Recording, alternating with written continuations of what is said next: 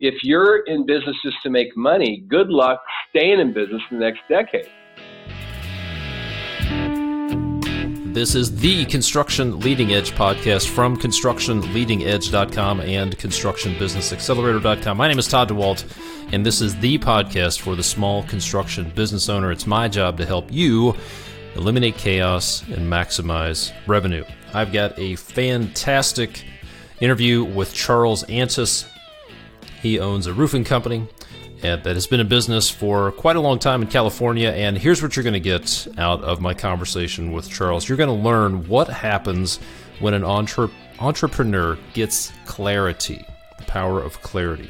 There's also something that is better for you to get wrong than to not try at all, and you'll find out what that thing is. You'll learn what Charles means by this phrase, doing well by doing good, and you'll learn the story of how a little girl got Charles started down this path of doing well by doing good. You'll also hear Charles make the business case for what he calls corporate social responsibility. And then, do you want to connect with your customers and your employees on a deeper level? Then you need to listen to Charles talk about the power of authenticity. This is a great conversation. This is episode 120, and this conversation is in my top 10. It's that good. You're going to get a lot out of that. I've got a few resources I want to get in front of you, first of all, before we get to that interview, and then I'm going to answer a few questions for you as well.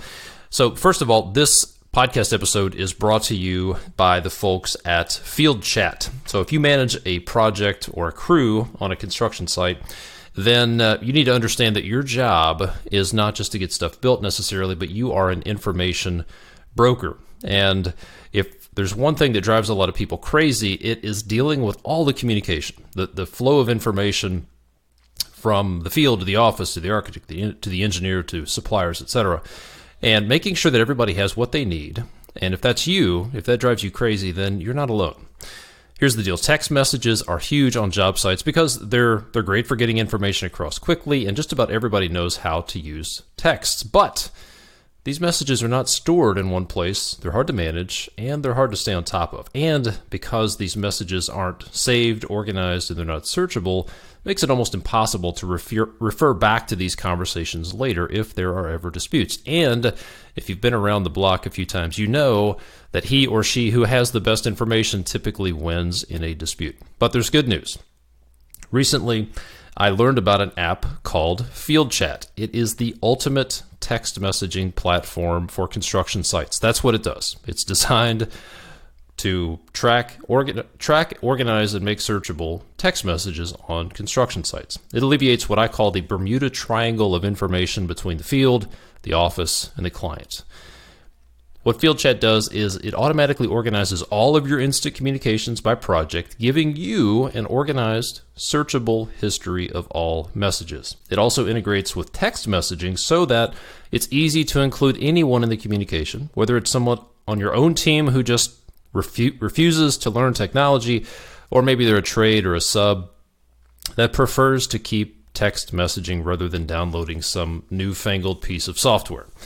So years ago, when I was running a company, I needed something like FieldChat. I needed a tool like this to keep our operations running smoothly instead of all the fragmented conversations that left important people out and lost commitments that were made that I could no longer find proof of. So here's what FieldChat means to you.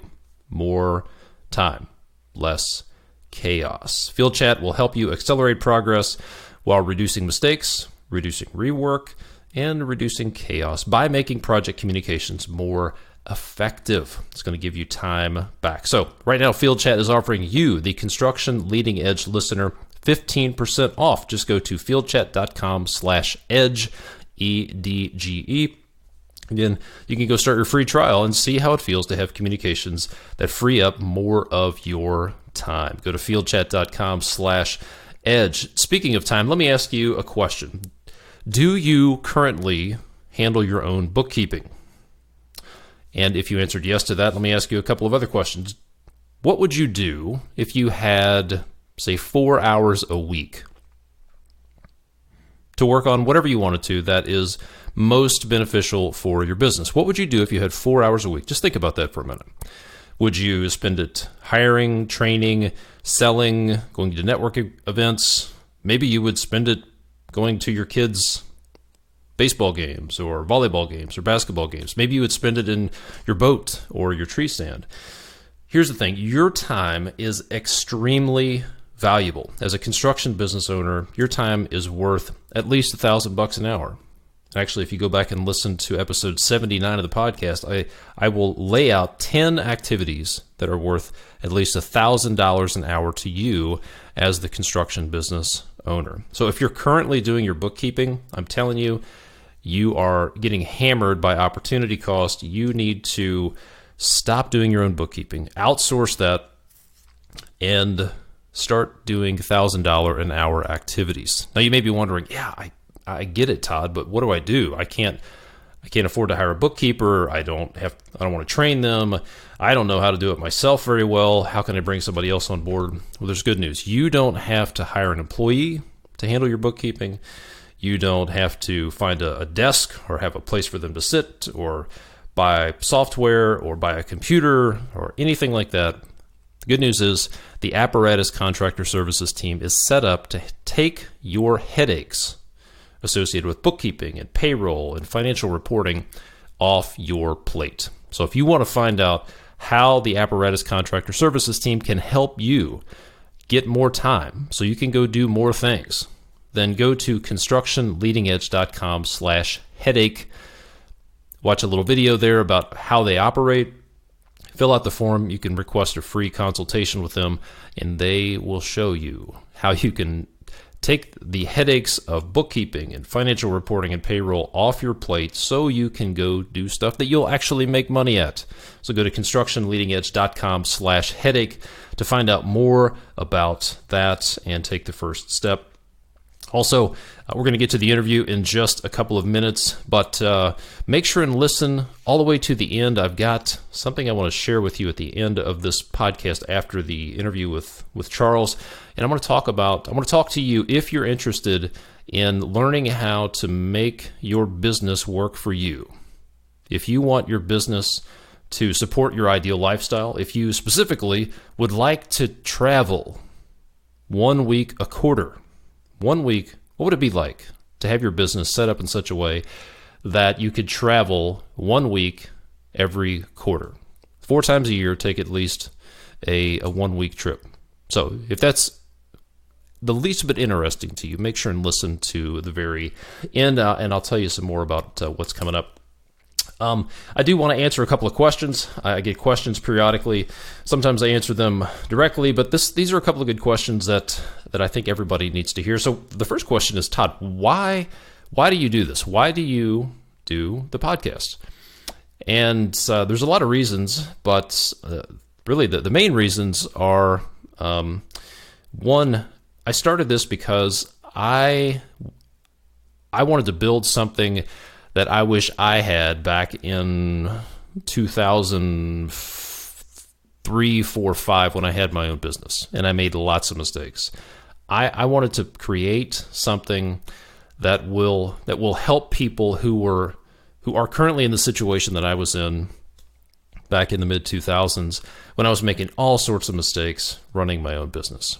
I want to help people avoid the pain, the heartache, the financial stress, the taking years off your life, the impact to family and spouses and all sorts of things, the global impact of what happens to somebody and their family when a business doesn't go well.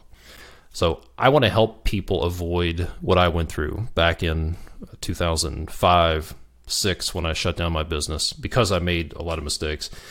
That's why I do the podcast. If I can help somebody avoid that, then that would make it all worthwhile.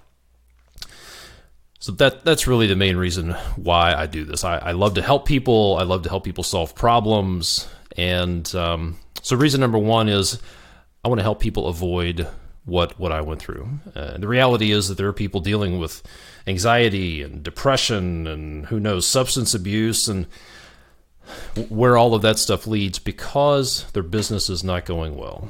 their relationship with their spouse, with their children, with their extended family, with their employees is stressed and strained because the business is not going well. And I want to help people solve that problem. I figured out some things that will help, and I think it's my responsibility to share that information with people that it might be able to help. So the next question is, Todd, what is something you believe about success that is a little unconventional? That's a pretty specific question, but here's what I think. I believe that if you are not pushing to grow your business and be successful, then you are selfish.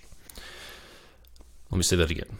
I believe if you are not pushing yourself and your business to grow and be successful, then you're selfish. And here's why. If you are not growing your business, if you're not taking chances, if you're not pushing yourself to improve in your leadership skills and your soft skills and your business skills, then the only person you're thinking about is yourself. Here's why I say that.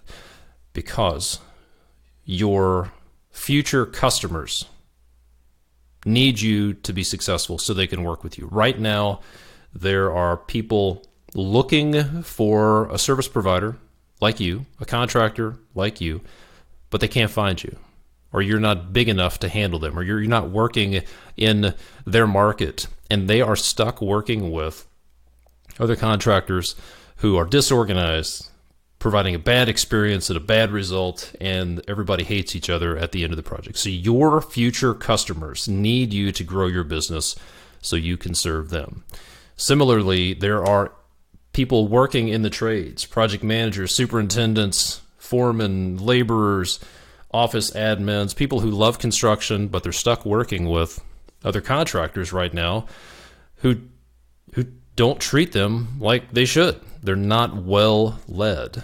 And your future employees need you to grow your business. They need you to scale. They need you to be successful so they can work inside the culture in the company that you create. They want to work for somebody like you. They need you to learn how to lead an organization to grow and to scale so they can work for you.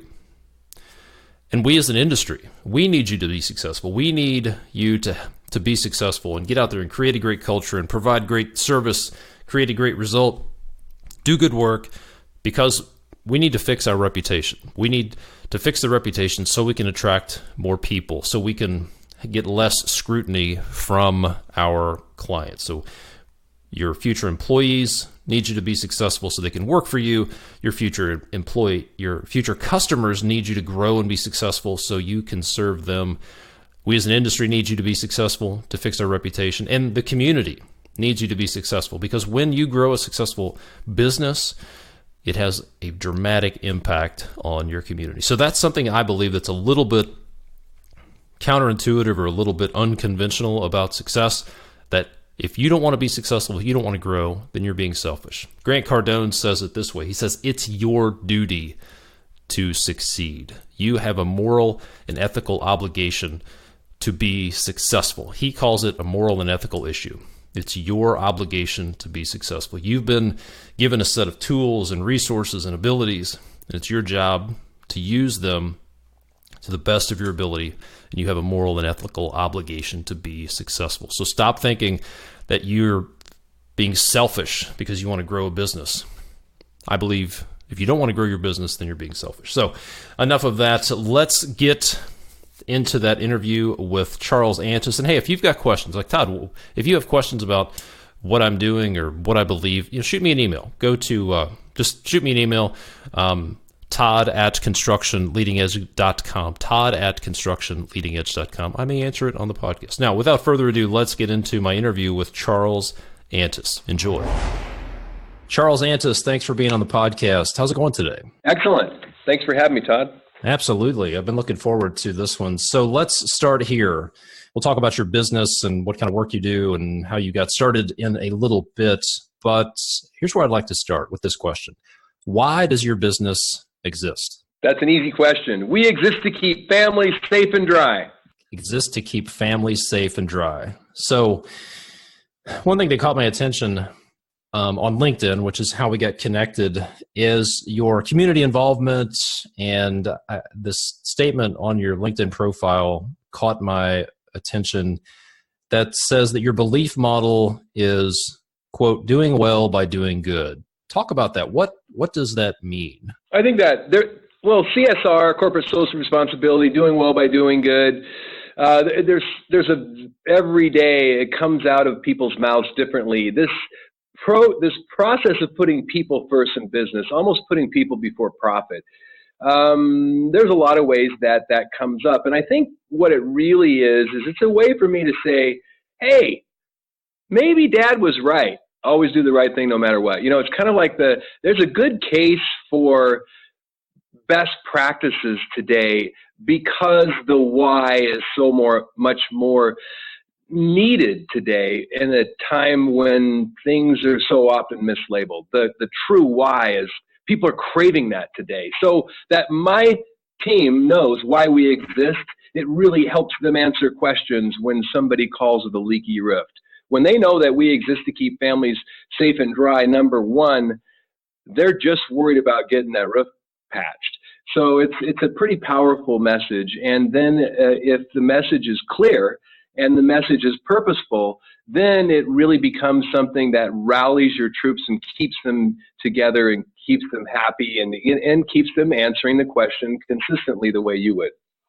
Yeah, I actually just gave a workshop for my local Associated Builders and Contractors chapter this morning and talked about the importance of why, especially in the context of the skilled labor shortage, that people are looking for a company. They want to be part of something bigger than themselves. They don't just want to do the work. And in my opinion, people will, if they have a choice between two employers and there's an employer that provides basic reasonable pay and benefits and opportunity and that's it, or a comparable option that has all of that stuff plus there's a vision, there's a mission, they're part of something bigger than themselves, they're going to gravitate toward that option. Yes, and their family is a big part of it. It's not just the worker, it's the spouse and the children of the worker. The questions they ask their dad is all about the why now. It's the same questions that get asked them at school and what they see on TV. So the impact is huge for the family to ask that question and try to get comfortable with it. And by the way, that question hits everyone, including myself, who talks about it every day. Some days it's like, what? What's my why? It's still a new context. It's a new question. It's a question we never heard of, most of us, till a few years ago. Yeah. You mentioned corporate social responsibility, or CSR. Talk a little bit about what that means for folks who aren't familiar with the term. That's great, because I remember I was asked to talk about the roofs we give away, and I didn't know what the term CSR was, but I went and spoke with people from Chevron or Bank of America at a high level and billion-dollar funds, and they were using the word corporate social responsibility, and that's how it shows up in the boardroom of large corporations. That's one of the terms for it. I'd say it's often the most common over the last decade. And corporate social responsibility would be the model that a corporation uses to engage its people and its customers in hopefully a sophisticated inside-out strategy. And by inside-out, I mean in an authentic model that people's purposes are being fulfilled, and it shows inside the company and it breathes outside the company. And then all the stakeholders, whether they're clients, supply chain, or people in the community, when they hear the story, they go, oh, and they get it. That's kind of this real, oh, this is purposeful. Oh, because they do this, they have, Antis Roofing, they build roofs, they sell roofs. Oh, so they donate all of the roofs for the local Habitat for Humanity. Oh, that makes sense. That's a corporate social responsibility model. And by the way, I didn't know it was CSR until long after we started donating Habitat roofs, and somebody else labeled me with that. Yeah, so let's talk about your business a little bit. What kind of work do you do? Where are you located? And how long have you been in business? Well, I love that you asked that question because as of a few weeks ago, we are celebrating 30 years of keeping families safe and dry.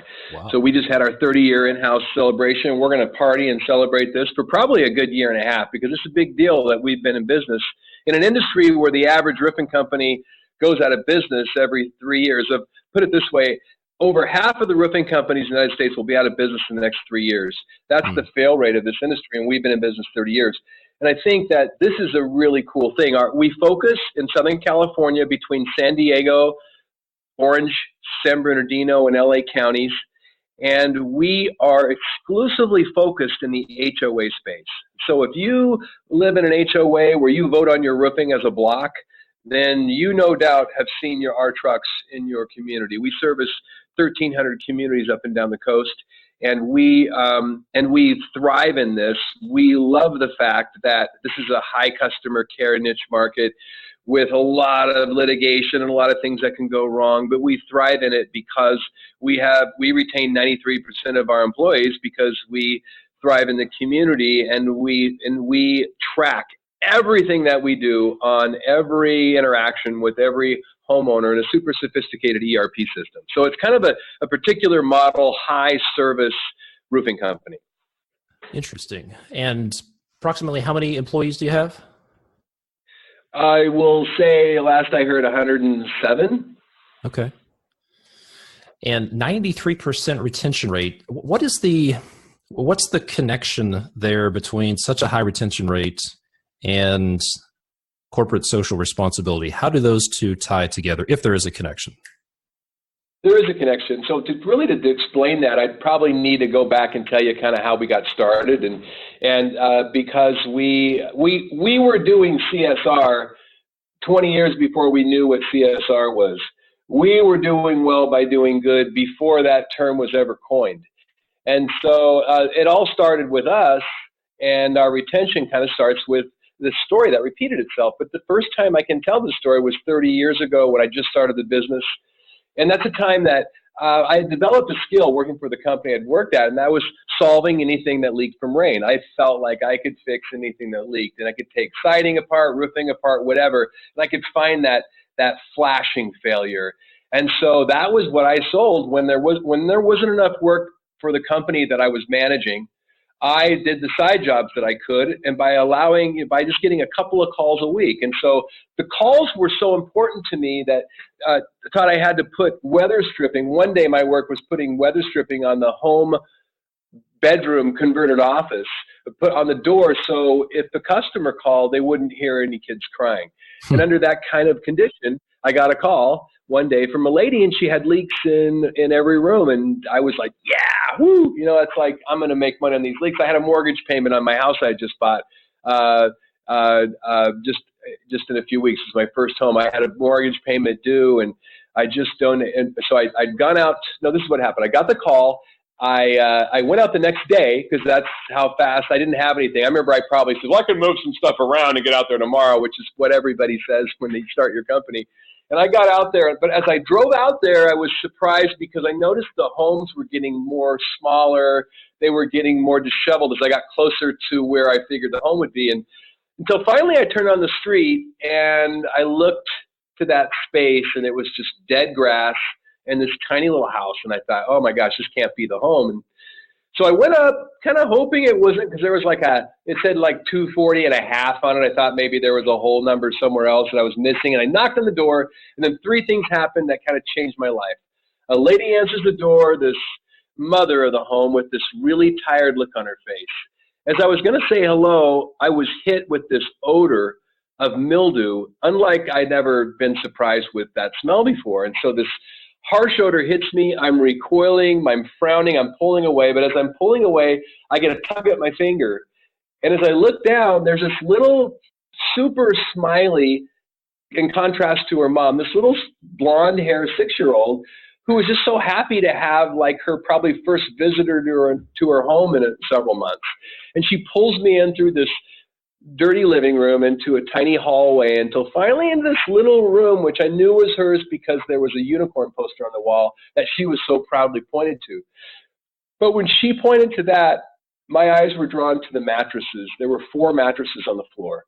and they had mold on them. And that's where that smell was coming from. And so this is it. You kind of know where I'm going with this, but it didn't feel happy yet. It was really a frustrating moment for me because this cute little girl who had bewitched me into her room, and yet I couldn't do anything about it because I didn't know that I could. But it was sort of, looking back, my doctor on an airplane moment. I didn't know it, but I mean, who else could fix that roof? I'm a roofer, and they didn't have the money. So that I sat there in this uncomfortable cognitive dissonance, and then finally the mom walked in the room. And I don't know why her face did it and the daughter didn't, but when the mom walked in the room, I don't know where it came from. I looked at her and I said, I'm going to take care of your roof. And I went up on the roof, and I was bummed because it was shot. They needed a new roof, and I didn't have any employees. So I got on the phone, and I started getting volunteers, and we went up on that roof and that Saturday, and we gave them a dry, crude, drippy on the outside, but dry on the inside roof, and the family stayed in the home. And that ended up being a powerful story for us because I randomly ran into those kids for a long time, those 6 siblings.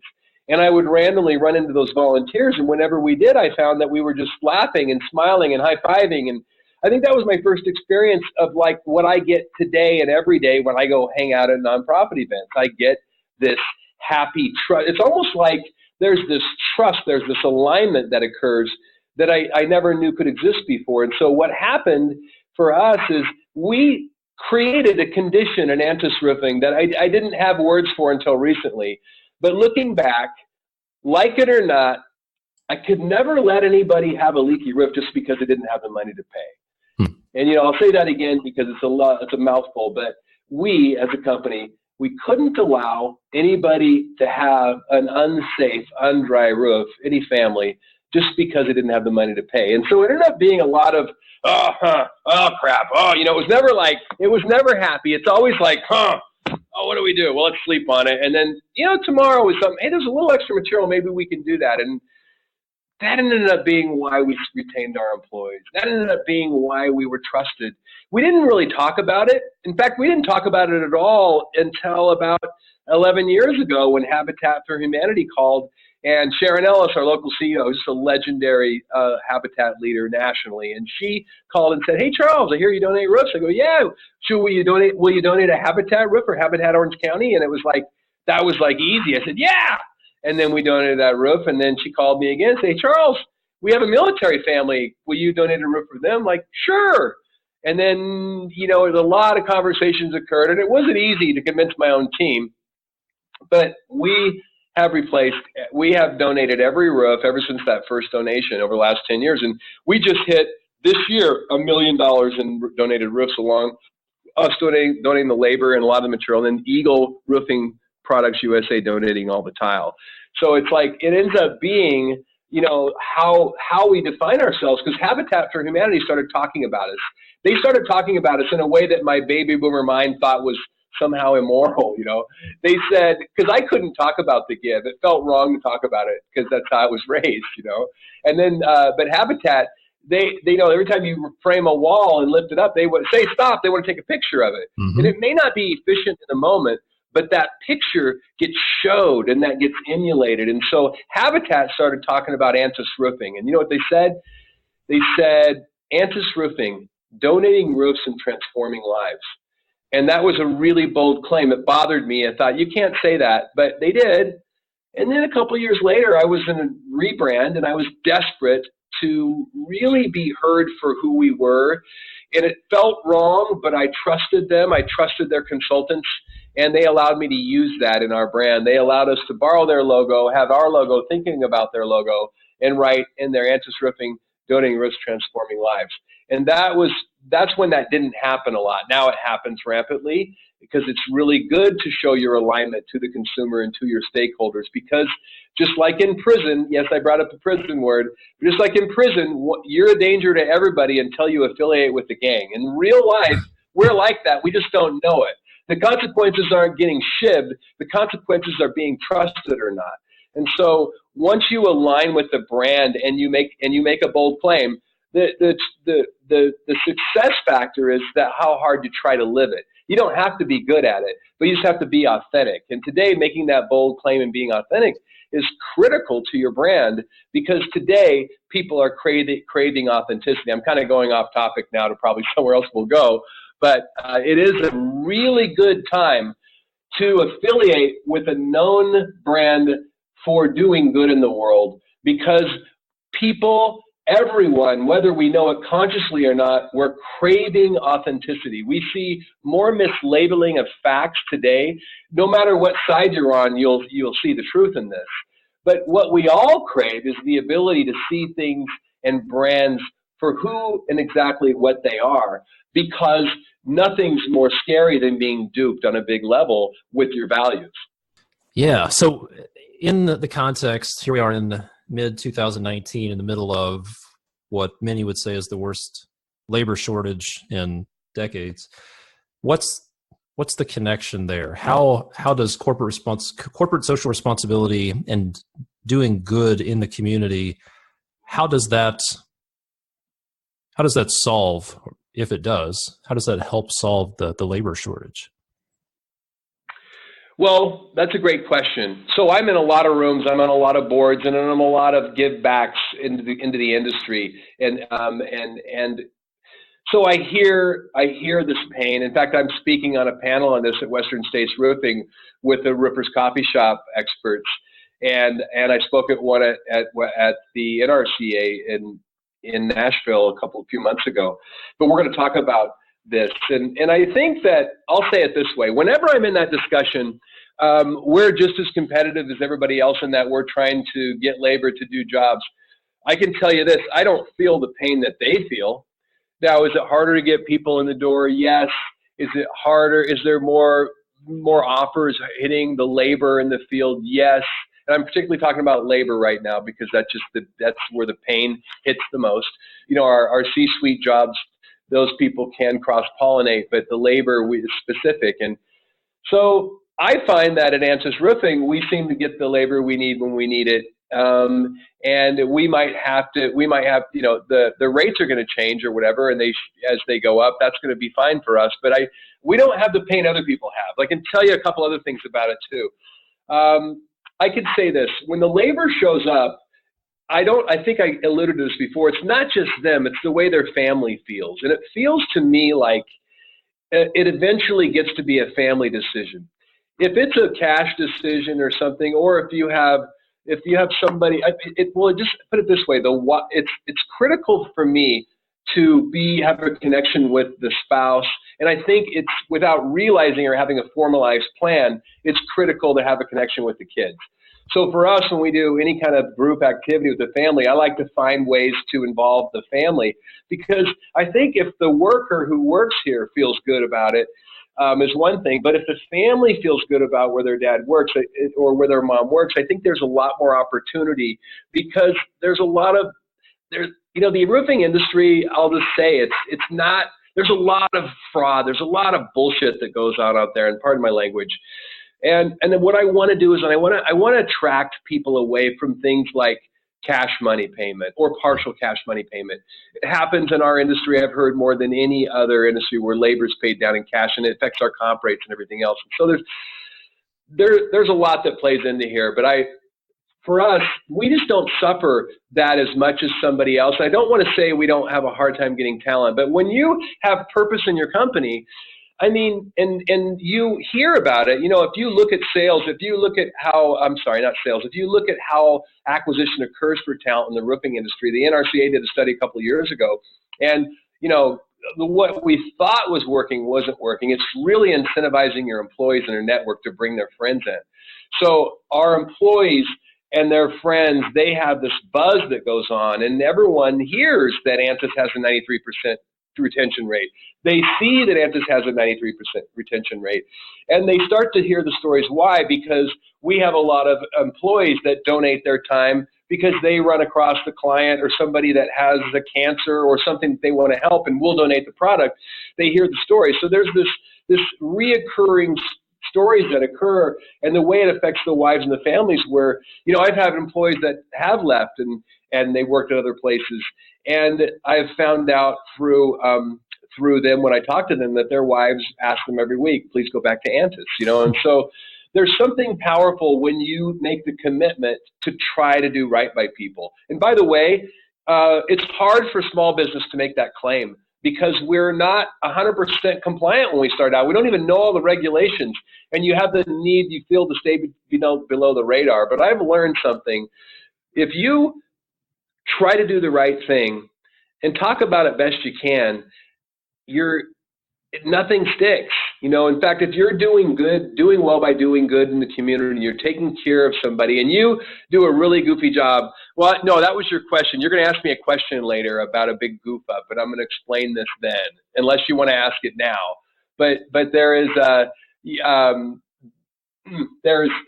you can't miss if you get your heart right in philanthropy and business. And I think we have to talk around that, and you'll have some questions maybe that'll lead me into that. But you can't miss if you get your heart right in business. And retention and attraction are two things that fall very hand in hand. And if we're retaining 93%, it makes sense that we would attract talent 93% faster than our competition, at least. So yeah, makes sense. So I heard a statement. I feel like I'm talking down a wormhole here. You got to pull me out when I do that. No, that's perfect. We'll definitely get to the mistakes. I heard a statement a few months ago. Somebody asked this question. They quoted somebody that's made the statement in a seminar. They said, what if your business is a people development business masquerading as a construction company? What would you say? Is your business masquerading? Is your business really doing something else but masquerading as a construction company? If so, what would that be? I think that's a great analogy, but I won't say it's true because I can't take away from the quality of our work. Mm-hmm. But I can say this: in the event, as much as you're true as yes, we are developing people. We are helping people reach their full fulfillment. My goal is for everybody to have a mind shift away from where they started and realize just how truly awesome they are, to see themselves in their highest high, and then go out and live it, be fulfilled, and then have that massive impact on the world. So that's where I start from. That's what I want to do. And so yes, that's the most important thing because Todd, if I develop people well, then we install the very best roof. So look at this. The average roof we install has about 200,000 parts, counting every nail as a part. One nail, if most people know this, driven in just a little bit too far or not far enough is a potential leak on that roof. And we have 93% of our people installing that roof. When the competition wins that roof, the average is 46% of the labor stays. So 54% of labor's new. So 54% of the parts, so over 100,000 parts are going to be installed with somebody who's relatively new learning that system for that company. And so you tell me, is there a difference? I mean, it all comes back down to quality in the end. But yes, I love that. I don't want to say that without an explanation, but yeah, we are a people developing company. We want people to explode with passion about, oh my God, I'm full of wonderment because my life is completely different today because I am completely fulfilled. I know what fulfills me. My job has now been partially tailored to fill how it fulfills me, and now I'm able to have real impact. And the company's thriving because it's a truly adaptable company because it's listening to purpose. Yeah, I'm glad you said purpose. What happens when an entrepreneur gets clarity on their why, their vision, their mission, their purpose? What happens to them and their organization when they get really clear on that? Well, I can tell you what happened to me. So I'm a big proponent of testing. And by testing, let's start with my first time I ever did something that gave me a slightly different view of myself was like a Briggs and Myers test or a DISC test, a personality assessment. I strongly advocate testing because you have a slightly different way to look at yourself, and it might be more accurate than the way your parents told you to look at yourself. Like in a DISC, for example, in a DISC that have 4 categories. I look at DISC, D-I-S-C, and I'm going to give you a quick new way to look at it. If you're an animal surviving in the jungle, you're going to survive by D, being dominant, being the alpha male. If you're the alpha male and you beat everybody up, that's one way to survive. The other way is being popular. If all the animals like me, they won't eat me. The third way is staying middle of the pack. That's the most common way people survive. That's the S. And then the last is the C. That's your caution. The most cautious is going to survive. Well, all of us are driven to, almost all of us have two dominants. And for example, I am an ID by my nature. That means that I need to be popular, I need everyone to like me, and I need to be somewhat in control. My caution score is really low, so my accountant has a super high caution score. We all have this thing that we survive by. How effed up is it if we don't know it? If we think we're like our dad and we're super cautious, but we're not cautious, we're outside of the box, then we're not authentic at all. We're miserable people.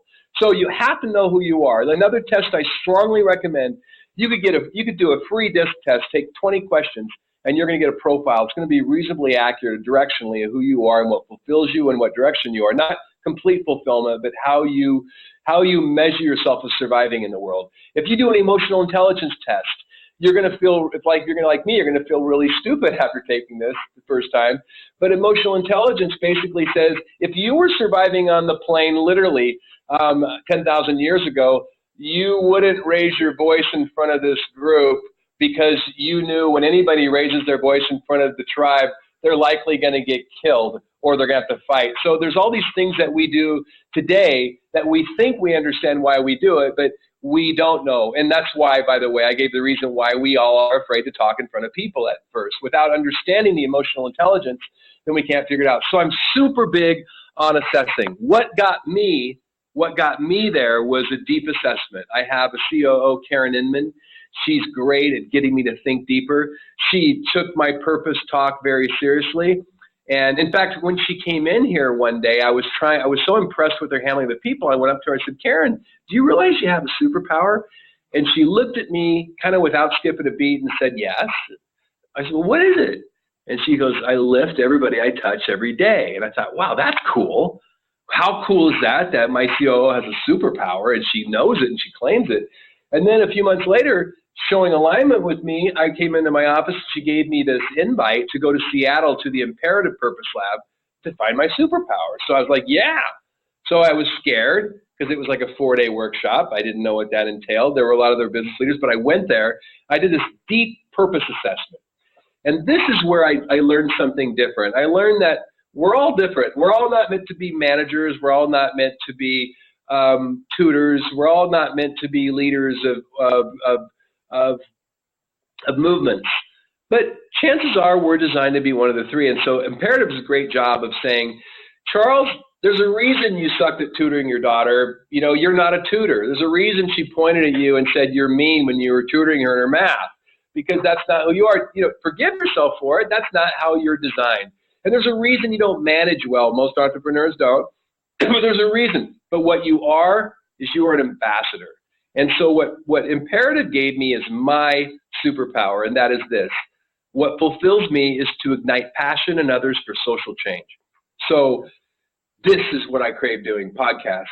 I love moving my people, waking them up to a higher purpose. I love speaking to the, people in the roofing industry, of changing the way we see ourselves.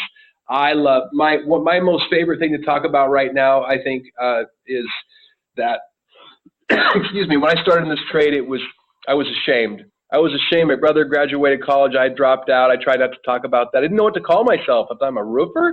Looked up roofer. It was the second lowest job satisfaction score in the index next to ditch digging. And I told people that.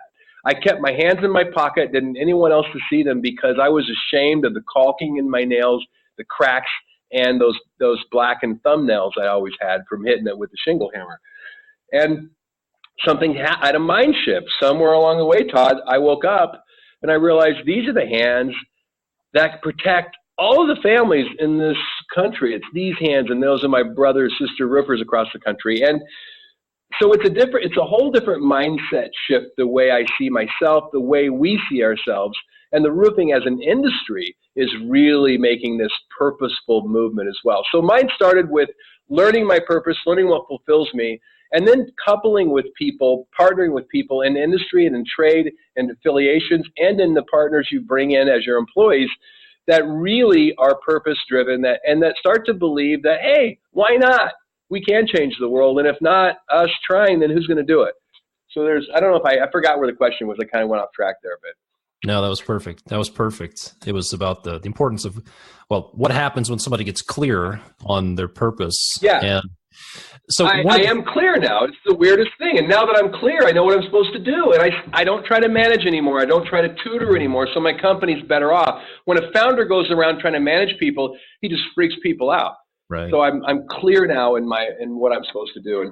And testing is how you get there. Finding out about yourself with these innovative techniques. Yeah. It's amazing how accurate some of these personality profiles are. I did one several years ago, and it was kind of an unusual testing process. It just asked me to put words in a certain sequence or pick this word over that word, and then it just read my mail. I looked at the report. Yeah. Oh my gosh. Yeah. So it's remarkable. When I read, there's a guy at the Pinnacle Group in Philadelphia, Grant Mesman. He's the CEO. He's reviewed about 40,000 C-suite people over the years. And boy, when he writes your profile after you take a combination of a DISC and maybe another emotional intelligence type test, he writes your fortune back to you. And I've seen a lot of people do this because I know what happens now. When you give it to somebody to read, they start getting freaked out. They start getting freaked out that somebody knows something, that they're being pranked or something, like how he's describing what my biggest fear is. I didn't write this down. It's like there's something powerful in it when you get a good assessment tool. Absolutely. And here's the biggest thing. The most important thing, though, I need to say, the reason it's so empowering is the moment you go, oh, I forgave myself. When I first got diagnosed with this high I with the DISC score a dozen years ago, my first reaction to that, Todd, was, it says, Charles wants to be in the center of attention. I said to my Vistas group, I said, no, I don't. I mean, it was just my natural, because oh shit, this is not good. I need to be like everybody. And then, no, stop thinking we need to be like everybody else. We're living in a world where you're being individual, being authentic is what's going to make you stand out and be trusted. And this was my early learning of that. It's like I'm forgiving myself now that I know myself. I no longer judge myself. I survived by getting along with all the animals. That makes sense. That's so good. I actually had a conversation with one of my clients recently, and he was dealing with a lot of frustration. And the solution was to realize that he wasn't doing, the frustration was coming from the fact that he wasn't doing something big enough that was really inside of him. And then when he started to step into that, instead of just being one thing and stepping into a bigger realm, that's when a lot of that frustration goes away. So I'm with you. That is so good. One thing that how important is it for a business leader to not only cast a vision for their people, and manage them, but to inspire them? I think that if you would have asked me that 10 years ago, I would have given you a different answer. I might have given you an altruistic answer, but I may not have believed it entirely. Today, I think it is absolutely critical that the leader is visible, that the leader is a storyteller, at least telling the stories of some of his people, some of the key stories. I think without that today, I don't know how a company can thrive in the next 10 years. I mean, I say this all the time. I mean, going back to how we started, if you're in business just to make money, good luck staying in business for the next decade. It's going to be all about why you exist. And I really strongly feel that way. We're walking into a time when your company why, your individual whys, the authenticity of the whole story has to line up and taste somewhat familiar and trustworthy, or you're going to have a really hard time in a very short period of time. We're going to redefine right and wrong a little bit right now, and I'm not, and I don't know exactly where it's going to end up, but I see there's a shift right now. There's a shift occurring, and so it's all about having real values occurring in the decisions and stories that line up with you and everyone that in your company. I don't know if that made any sense. again. But no, it kind of does. all over the You say you sense that this change is coming, and that a company that doesn't have clarity on their why may not be around in 10 years. Why is that? Well, let's look at, I don't know, one of the things that just comes to mind right off the bat is if you look at the stats on the Fortune 500 companies 10 years ago, half of them are not there. It's like there's just everything shifting so fast. Used to be momentum in a model was so important. Right now, it feels like if your story isn't there, momentum can just hit a wall faster than it's ever had, where a new story comes in and just shifts everybody over. And I don't want to give examples of Blockbuster or taxi cabs or whatever, because it's not a perfect example, but I don't know if I answered that very well. I might want to go a slightly different direction. Could you ask the question again? Sure. Why would a business not be around in 10 years that's not clear on their why? What's changing? Yeah. Okay. Yeah. Okay. It's like, I could go a lot of ways. It's like everybody is asking it's like, go back to just the roofing industry. And I like the roofing industry as a metaphor because it's not the most sophisticated industry. It's an important industry. But if you look at that, just at that retention of talent number that we have, it's literally double the national average. And then you look at that other picture that 3 out of 5 companies will fail. There's a huge component, or what's the one thing that Antis does? Well, we talk about purpose. We talk about it with our employees. We give them their superpowers. We do this assessment tool on them. We do all kinds of assessment tools. We try to convert assessment tools to Spanish speaking where possible, where we only have Spanish speaking. So I think that that right there says a lot, because if you can't remember the old stat, if you lose an employee, it's going to cost your company $50,000. Now, when I first heard that, I thought, that's crazy. That's so true. In fact, it's more. But there's a new number that they need to be talking about, because we're talking about exponential difference here. The new number is what happens when 30% of your employees leave. You're lucky to stay in business. So in the roofing industry is an extreme case of that. But we have the same mass exodus of employee and same difficulty in acquiring talent in other areas of construction and in groceries and all industries. So I think that that need for having purpose has just never been higher. If you look at one of the stats of Imperative, which Imperative is more for purpose and work, then however, I think half of 7 of the top 50 LinkedIn companies are booked in with Imperative like we are. And they have a stat that's pretty accurate, because I've seen it's probably the most accurate, like 67% of all employees are unfulfilled. And there's like 30% of people that are kind of like what you asked later, that have kind of found their magic or whatever. And what is that thing? They tripped over something. Maybe they had a midlife crisis, or they had that assessment. They saw themselves slightly differently, and then they were able to bring purpose into the conversation. And we see that in departments, we see that in companies. But when it happens in a company on a large scale, it changes everything, because the consumer, go back to that prison model. They don't know who to trust. They're hearing all these things, and if you're a contractor, you have that story that works against you. That's not even your fault. Someone in their family's been taken by a contractor. Those first 3 letters, that con part of it. I used to go to board meetings, and I sell HOAs. There's 4 or 5 people, male or female. I go to a board meeting. There's always one person there, even though we've been around a long time and they know us. They're accusing us of really rotten things. They're accusing us of kickbacks, of stealing money, of overcharging. It's like, why is this chiseler attacking me? What did I do? Well, right now, because we're in the community and we partner with the community, I go to a board meeting and nobody does that anymore, not like that. In fact, there'll be 1 or 2 people, male or female, that will be looking at me across the way, and they're looking at me funny, and like, what's that look mean? They're smiling, they're giggling. Are they flirting with me? Kind of like, what's going on? And finally I'll ask, like, well, how are we doing? And I'll get an answer like, good. I go, why? What are we doing good? They'll answer something like, well, I don't know. We just feel good when we think about you. And that's the difference today. And so why does that matter? Why I wasn't telling those stories 10 years ago? Well, it felt like we lived in a world where the old traditional business models were working.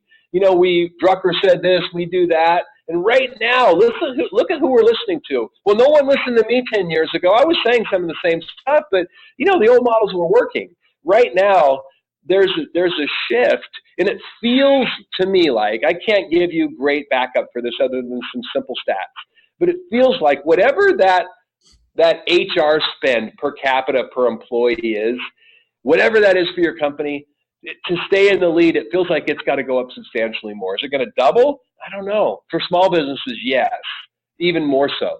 There's just a bigger spend. It's going to be a matter of taking care of your employees in a way that their purpose can be fulfilled. Like, we give employees up to 2 days off every year, where we pay them to go donate time at their nonprofit. We give them a match up to a certain level on how much they give their nonprofits. We even give them paid days off for their sick pets. We go deep into what's going to work and be heard. And right now, that's what matters, because the old models are failing. And I don't want to get into big examples of that, but I think that, I feel this is an odd economy. On the one hand, there's some indicators that are good. On the other hand, it's not going to be that surprising if there's some indicators that swing in another way really bad. And so I think purpose is just a really important time. And we're about to go into a trend in the next few years where I believe you're literally not going to be heard. And it comes down to this, we're all kind of this, we're living in this new world where there's a different currency. And I try to talk about this. It's hard to talk about because we don't have context yet. But some of your listeners probably heard in China 2 months ago, they announced that by 2020, they're going to have a social good currency in China. And this is going to occur, and it's going to get literally people to the front of the line in the bigger house for those that fulfill China's version of what good is. And so don't think the same thing's not happening in Silicon Valley. It's been happening for some time. They're trying to build better algorithms because we're seeing mislabeling, poor self-labeling, people across the aisle politically and business mislabeling each other, and we're craving authenticity. And so algorithms are being built now that are going to build up and they're going to show authenticity. And so this is occurring now. I'm in the conversation. I'm watching it. It's hard to talk about because it's a new conversation, but I'm very visual. So I want you guys to imagine, your listeners to imagine you're looking at a PC screen. And this is what I'm going to describe to you. The new world, the currency, is not what it was. It's not cryptocurrency. That's not going to probably make it, and I'm not an expert there, but I'm not trying to understand cryptocurrency, but I'm trying to understand the currency of social good, and it's going to look like this. Imagine 1,000 shooting star pinpoints, little pinpoints, tiny pictures of people. Imagine thousands of them shooting across your screen like shooting stars. And that's us. That's us. We're all trying to be heard in this new world. Well, Todd, when you have a high social good score, when the algorithms read out that you do donate time, that you do have real trade association partners, that you do have real alignment with contexted nonprofits that we all know who they are, then what happens is you're not this pinpoint shooting star. You're a saucer, 5 inches around, and you're floating slowly across the screen where everybody can see you. I can't explain how that's a new currency, and I can't explain how that's going to work. We see versions of different things being economized by how you're seen, but it's going to massively flip. And I've been talking about this for some time with some other experts, and we're watching this new world occur. But it requires a different language to talk about what's occurring. That's the best way I can do to describe it. It's going to be a very visual world and a very world that needs to tie into what's real, because we've all been duped. We've all been duped. I got a comment today from somebody who should know in a previous meeting that 80% of what we read online is not real because so much is forwarded. Now, I don't know if that's true. I can't vet that, but directionally it feels true. We are being inundated with phony crap. We crave real crap. And the smartest brains in the world are trying to build algorithms that will vet and lift real stuff. Awesome. I completely agree. I believe that the construction industry is being disrupted. You mentioned Blockbuster. I use the exact same example. If you contrast Blockbuster with Netflix, they both offer the same result, which is a movie on your TV screen. Blockbuster required you to do things, get in your car, and back in the day, you had to go drive to Blockbuster, pick out a movie, drive back home. Maybe it was there, maybe it wasn't. Now, Netflix and Amazon and other live streaming services offer the same result. There's still a movie on your screen, but the experience is very different. And I believe that what's just like Blockbuster got disrupted because somebody came along and offered a better experience, construction companies are getting disrupted now. There are companies who are coming along and offering the same result to their external customers, the people they're installing roofs for, just like you said, those people that you worked with, they feel good working with you, right? That's a different, it's the same result, maybe better result, but it's certainly a different experience. And then there are internal customers, employees, who, if they have the option to choose between two employers, both of whom provide basically the same result, pay, benefits, paid time off, truck, etc., but one offers a better experience and offers an opportunity to be part of something bigger than themselves, and to be part of a mission, to be part of a team, then those companies will win the war for talent. And it's not that they're going to have to steal people from other companies. You're right. They're going to leave. Well, that's kind of what we're experiencing. We're experiencing that in the roofing industry right now with Reed Ribbles and Bill Good. They collaborate beautifully, but we're really watching that happen as a trade. 2 weeks ago in Arizona at the Wigwam Resort, the Roofing Alliance for Progress, the Roofing Alliance got together, and that's the philanthropic arm of the National Roofing Contractors Association. And so it's really the best companies. Everybody there is committed a minimum of $50,000. Manufacturers think a minimum of $150,000 just to be there, and that money goes for education, advocacy, philanthropy, and to all the betterment of the trade. And we were there, and there were 80 of us. And what was really cool is one of the things we talked about was this Ronald McDonald House give, because now the roofing industry is keeping all of the families safe and dry and close to their sick kids, at the nearby children's hospital. And so what was awesome is I took my personal friend, because he's here locally with me, Fred Hill, the original founder of the original Ronald McDonald House, who played for the Philadelphia Eagles in 1974. I brought him and Fran, and they spent 4 days with the big-hearted roofing professionals from across the country. And the reason I wanted this to happen is I know big hearts, I know how they get along, and I knew there was going to be a love fest. And let me tell you something. I watched Fred and Fran Hill have intimate discussions with every family in this industry that is making this big difference. And it was this beautiful thing. And now all these roofers are going to go home and have the same story that I have, because I know this original founder, this guy who started the first corporate social responsibility model in the world. He didn't know what he was doing. He just had a sick daughter, and he wanted her to live, and he listened to the doctors, and the doctor said, listen, Fred, there's no home. The families can't stay near. And if we could keep the families near, the child could heal, the family could heal.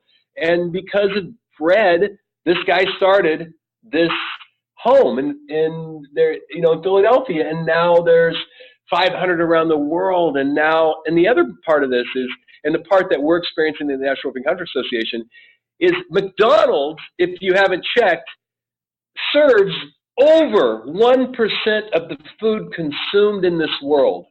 There's no way McDonald's could be halfway there without this model that they wrote, that they proved, where they have a responsible, visible connection to the community. Now, I want to give you a little more information. Since I brought up McDonald's and Ronald McDonald House, I happen to know this because I'm involved nationally on the GIF, but I'm also on the local Ronald McDonald House board. Ronald McDonald House only receives 15% of its operating expenses from McDonald's Corporation. They were, but they're the ones that really pushed this after the Philadelphia Eagles got it started. McDonald's grabbed this, and they proposed the naming the house the Ronald McDonald House, and that's what it's been ever since. But this whole model, this huge success in fast food, could not have occurred without the balanced partnership with the community. And now, as a National Roofing Contractors Association member across the country, we're all holding hands, and we're looking at ourselves differently. And we're going, wow, we're the superheroes. We're the cowboys that are up on the roof when no one else will go. We're the ones that are protecting all the families and all the stuff in this country. And we're seeing ourselves for that.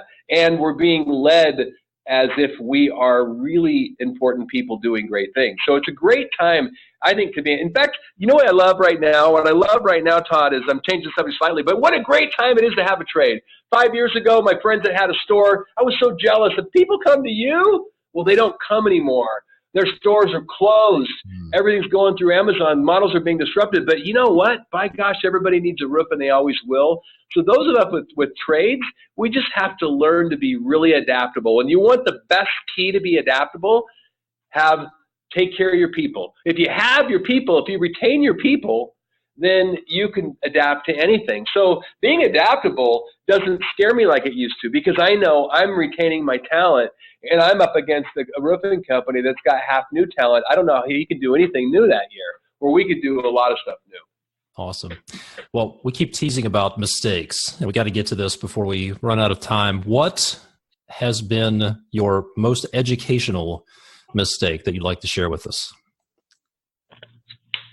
Man, I just think of all these mistakes I've made, but I'm going to say an unintended consequences. When I talk about unintended consequences, I like the happy surprises. So I'm going to give you a happy surprise, unintended consequence, because I've been talking about giving the whole time. And I can tell you this, I know most of the baby boomers that are listening to me right now are cringing. Ooh, can you imagine putting in the paper your ad that you're changing the world one roof at a time? I mean, it's like, oh God, that seems so wrong. People are going to think I'm overclaiming, so this is what I've learned. I've learned that if you truly have the cause in your heart and it aligns well with your brand, like I'm a big fan of Mothers Against Drug Driving. We hire them whenever we have a big, like if we rent out the House of Blues and have alcohol, I'm going to have them sponsor because it's the right message. But I don't have MAD on my logo years around. It just doesn't make sense. So, but Habitat for Humanity, it does. So this is my unintended consequence. My big mistake was I was desperate enough to try to get the messaging right. And so, like, even though I'm a baby boomer and it felt wrong, I said, okay, Habitat, I'm going to use I'm going to talk about this. I'm going to talk about this. And this is what I learned. My mistake, I'm going to give you a mistake. The mistake is, I'll say as a company, we tried to do a giving model a few years ago where we copied the Pokemon craze.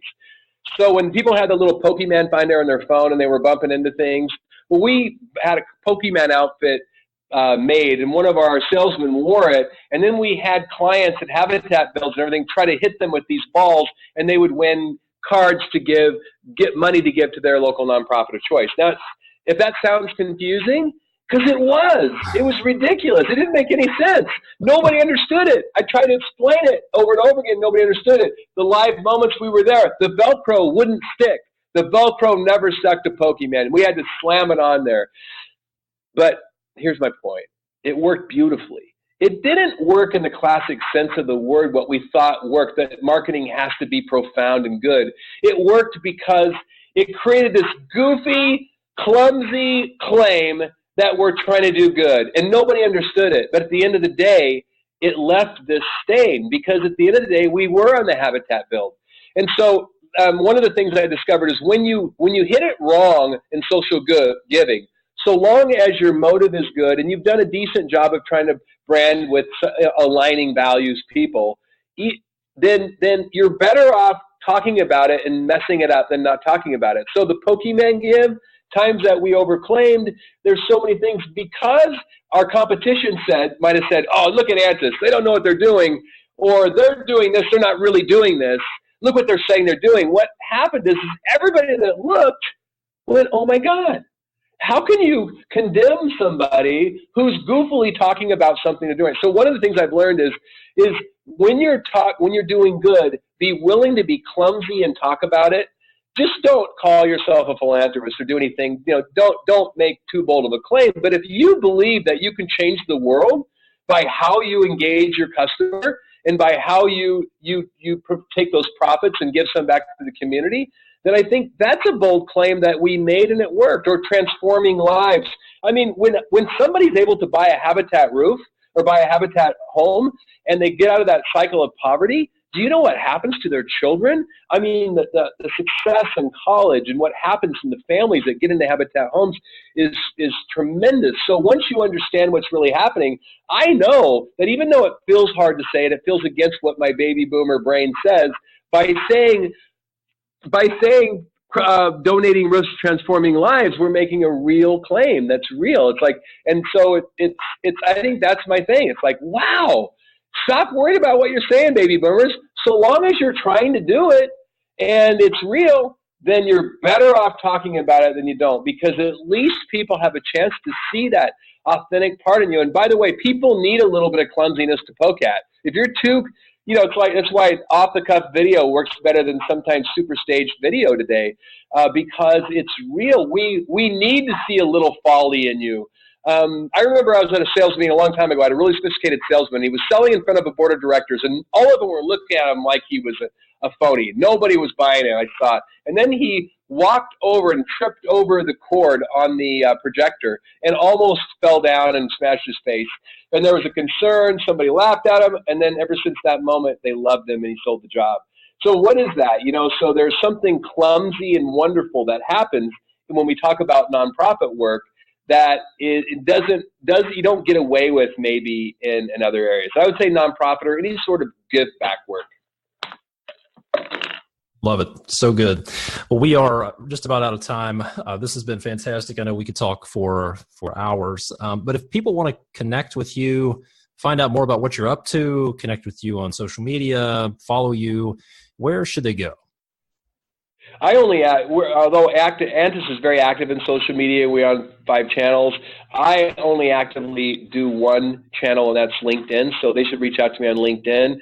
I try to talk about the good that we do in our company, a few posts every week, and I have a network of people around the world that are similar. I love that, and I have a lot of people that just kind of watch to keep their finger into how it's shifting, and so I love that. I love having contacts. I love talking about philanthropy, how it occurs in different areas around the world, because that's how we learn and grow it. Fantastic. So I'll include the links at the end of this podcast, but this has been fantastic. Charles, thanks so much. Hey, thanks, man. This is really great. Anytime you want to do it again, let us know.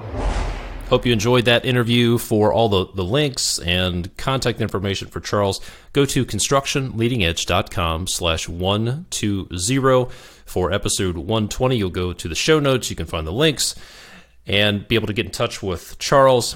One thing that I wanted to mention that Charles shared with me after we finished recording, he said that if you want to participate in the Ronald McDonald House in your area, then reach out to Charles and he can get you in touch with the right folks. So if you want to participate in the Ronald McDonald House in your area and support that initiative, then reach out to Charles. He can put you in touch with the right folks. So just to recap, I teased you at the beginning about, and I asked the question, what would it be like to be able to travel for 1 week per quarter? Now, you're thinking, there's no way I could possibly do that. So I want to tell you about something that I'm working on that will be coming out very soon. I'm going to share with you how to systematize your business so that it runs like a well-oiled machine, so that you have the right people in place, so that it will support your ideal lifestyle and put you in a position where you can travel 1 week a quarter, maybe even more. So a lot of people tell me, I want my business to work for me instead of me working for my business. So stay tuned.